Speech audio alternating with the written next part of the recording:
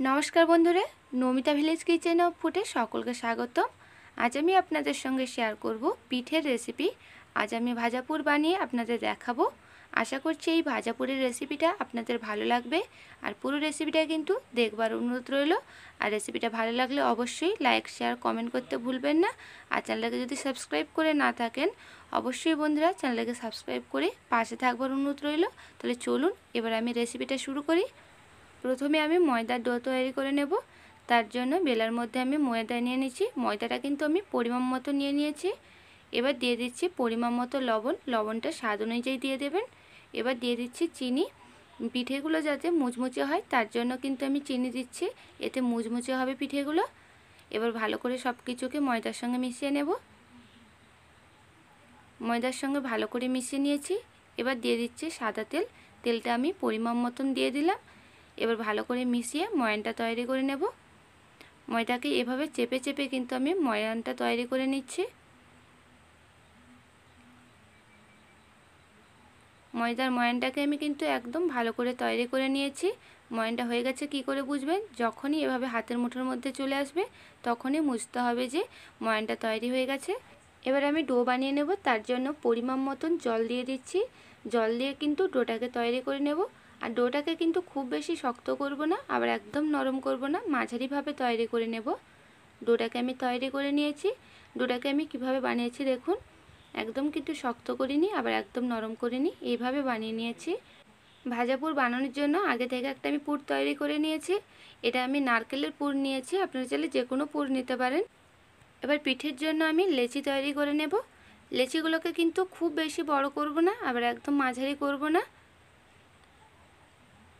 লেচিটাকে আমি এভাবে বানিয়ে নিয়েছি। পিঠেগুলোর সাইজ ছোট করব, তার জন্য আমি ছোট ছোট করে লেচি কাটছি। প্রত্যেকটাকে কিন্তু একই সাইজ করে কেটে নেব।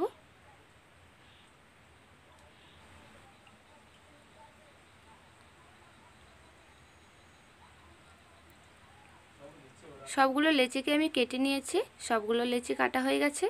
এবার এগুলোকে আমি গোল করে নেব।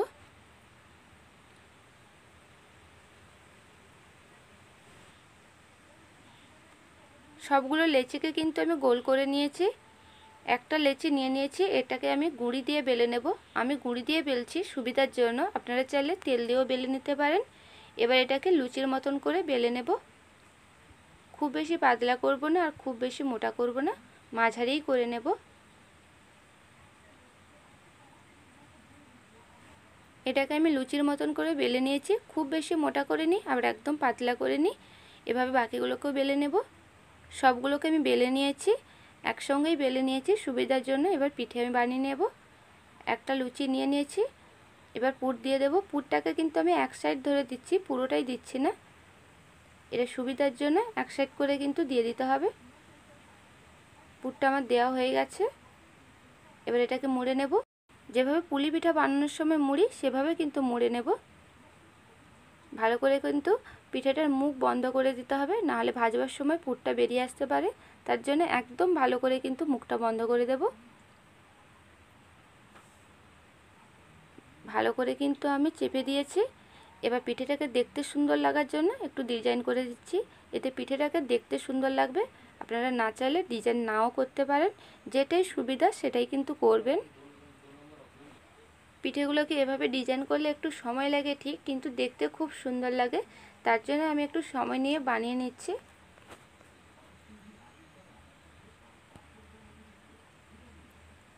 এটাকে আমি মুড়ে নিয়েছি। দেখুন কত সুন্দর দেখতে হয়েছে। দেখতে কিন্তু খুব সুন্দর হয়ে গেছে ডিজাইন করে দেওয়ার জন্য। এভাবে বাকিগুলোকেও বানিয়ে নেব।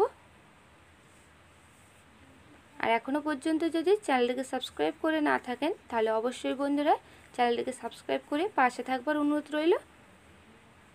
আর আমি যখনই ভাজাপুর বানাই এভাবে করে বানাই, এতে ভাজাপুরটা খেতে কিন্তু খুব সুন্দর হয়। সবগুলো ভাজাপুরকে কিন্তু আমি বানিয়ে নিয়েছি। দেখতে কত সুন্দর হয়েছে দেখুন ডিজাইন করে দেওয়ার জন্য। প্রত্যেকটাকে খুব সুন্দর দেখতে হয়ে গেছে। এবার ভেজে নিলে আরও দেখতে সুন্দর হয়ে যাবে। এবার আমি পিঠেগুলোকে ভেজে নেব। তার জন্য উনানের মধ্যে কড়া বসিয়ে দিচ্ছি। এবার কড়ার মধ্যে আমি দিয়ে দেব তেল। আমি এখানে সাদা তেল নিয়েছি। সাদা তেল দিয়ে কিন্তু পিঠেগুলো ভাজলে খেতে ভালো লাগে, তার জন্য আমি সাদা তেল নিয়েছি। তেলের পরিমাণটা একটু বেশি দিয়ে দিলাম। তেলটা গরম হয়ে গেছে, এবার পিঠেগুলোকে তেলের মধ্যে দিয়ে দিচ্ছি। তেলের পরিমাণটা আমি বেশি দিয়েছি, তার জন্য একসঙ্গে 4টে করে পিঠেকে ভেজে নেব। পিঠেগুলোকে দিয়ে দিয়েছি, এবার এগুলোকে লাল করে ভেজে নেব। পিঠেগুলোর এক দিকটা হয়ে গেছে, অন্য দিকটা উল্টে দিচ্ছি।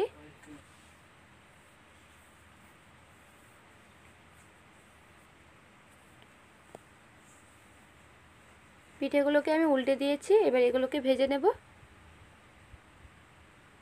পিঠেগুলোর কিন্তু আস্তে আস্তে করে লাল কালার চলে আসছে, পিঠেগুলো কিন্তু ভাজা হয়ে গেছে।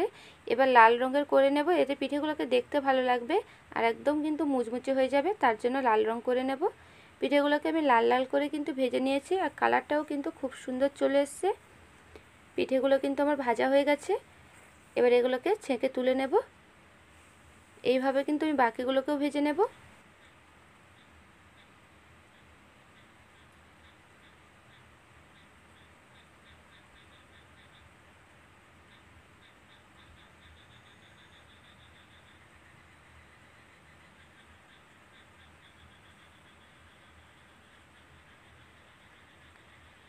এগুলোকেও কিন্তু আমি একদম লাল লাল করে ভেজে নিয়েছি, এবার এগুলোকে আমি ছেঁকে তুলে নেব।